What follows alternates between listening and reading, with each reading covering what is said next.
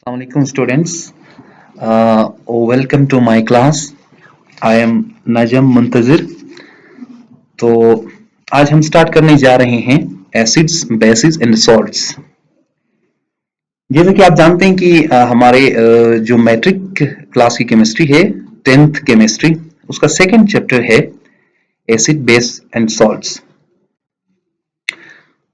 Acid basis की अगर आप कंसेप्ट जानना चाहते हैं तो बहुत डिफरेंट कंसेप्ट्स हैं। उसमें से मैंने सबसे पहले एक कंसेप्ट जो कि Arrhenius concept of acid and bases, मैंने एक स्लाइड तैयार किया है।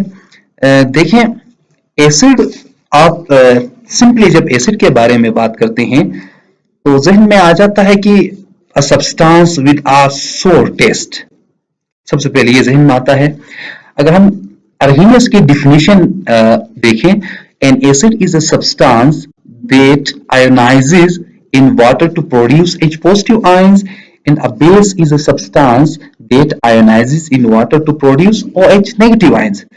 बहुत ही आसान और सिंपल करके बताया है कि अगर एक एसिड को पानी में डिसोसिएट करें या पानी में हम हल करते हैं तो वो H पॉजिटिव आयंस देता है, तो इट मीन्स वो एक एसिड है। और बेस का शिनाख्त कैसे होगा और हम बेस को कैसे आइडेंटिफाई कर सकते हैं कि अगर कोई सब्सटेंस है उसको आप पानी में डिसॉल्व करें, डिसोसिएट करें, आयोनाइज करें, जो आयंस में कन्वर्ट होते हैं, इस प्रोसेस को आयनाइजेशन कहते हैं। तो उसमें वो अगर OH नेगेटिव आयन, जिसको हम हाइड्रोक्साइड आयन कहते हैं, अगर हमें हाइड्रोक्साइड आयंस देता है तो इट मीन्स वो बेस है। अगर वो substance which upon ionization, which upon hydrolysis you can say, वो अगर H पॉजिटिव आयन देता तो एक एसिड है। तो देखें, सबसे पहला जो मैंने एग्जांपल लिया है HCl, हाइड्रोक्लोरिक एसिड, इसको हमने आयनाइज किया तो इसने क्या किया, H पॉजिटिव आयन दे दिया और साथ में क्लोराइड आयन दे दिया। तो इससे सिंपल ये जाहिर होता है कि एक एसिड है क्योंकि इसने प्रोटॉन दिया है। अगर हाइड्रोजन के ऊपर पॉजिटिव चार्ज आ जाए तो उसे आप प्रोटॉन भी कह सकते हैं, क्योंकि ये हाइड्रोजन का जो एटम है वो अपना एक इलेक्ट्रॉन लॉस करता है या लूज करता है, तो उसके बाद एक प्रोटॉन ही रहता है उसके न्यूक्लियस में, इसलिए H पॉजिटिव आयन भी कहते हैं और इसको प्रोटॉन भी कहते हैं। दूसरा, sodium hydroxide, NaOH। Sodium hydroxide एक बेस है। ये सिंपली जाहिर होता है कि इसके विच अपॉन आयनाइजेशन क्या हुआ है बेटा, कि इसमें Na positive plus OH negative ion बना है, एक ये चीज। दूसरा, इसको कॉस्टिक सोडा भी कहते हैं, सोडियम हाइड्रोक्साइड को। आप ये चीजें नोट करते जाएं, पास करके आप नोट करें। तीसरा, हमारे पास एक एसिड है जिसको हम एसिटिक एसिड कहते हैं, CH3COOH। सिंपली इसको डिसोसिएट करने पे, इसको आयनाइज करने पे क्या हुआ, CH3COO negative plus H positive. अब CH3COO नेगेटिव, इसको हम एसीटेट आयन कहते हैं।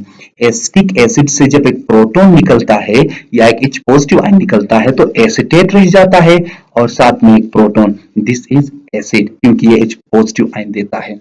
लास्ट में हमारे पास CaOH होल ट्वाइस है। इस सब्सटेंस को हमने क्या किया, पानी के अंदर आयनाइज किया तो Ca2 पॉजिटिव, या आप इस तरह भी कह सकते हैं कि Ca पॉजिटिव 2, साथ में 2OH नेगेटिव। अब इसको हम इस तरह पढ़ते हैं कि कैल्शियम हाइड्रोक्साइड, इसको स्लेट लाइन भी कहते हैं, आप नोट करते जाएं। और ये कैल्शियम का आयन बनता है, और कैल्शियम आप जानते हैं कि ये सेकंड ग्रुप का एक मेटल है, तो ये 2 इलेक्ट्रॉन लॉस करता है, तो इसके ऊपर 2 पॉजिटिव आ जाता है, साथ में 2 हाइड्रोक्सी आयंस बने हैं। यहां तक क्लियर हुआ। अब तीसरा, some common acid and bases, जो कि हमारे रोजमर्रा जिंदगी में, डेली लाइफ में ज्यादा यूज होने वाले कहें, या ज्यादा हम केमिस्ट्री जब हम 9th से शुरू करते हैं तो यही एसिड्स हमारे सामने आ जाते हैं। तो कुछ एसिड्स मैंने लिखे, हाइड्रोक्लोरिक एसिड HCl, उसके बाद नाइट्रिक एसिड HNO3, और थर्ड नंबर पे सल्फ्यूरिक एसिड, जिसको किंग ऑफ केमिकल्स भी कहा जाता है। इंडस्ट्रियल लेवल पे बहुत ही ज्यादा इसके मतलब यूजेस हैं। और इस तरफ मैंने लिखा है कुछ बेसिस, सोडियम हाइड्रोक्साइड NaOH, इसको मैंने पहले स्लाइड में भी आपको बताया है कि इसको हम कास्टिक सोडा भी कहते हैं। Potassium hydroxide, potassium hydroxide KOH, इसको भी एक कॉमन नेम दिया जाता है, कॉस्टिक पोटाश भी कहते हैं। तीसरे नंबर पर कैल्शियम हाइड्रोक्साइड लिखा है मैंने, CaOH होल ट्वाइस, इसको स्लेक्ट लाइम भी कहते हैं।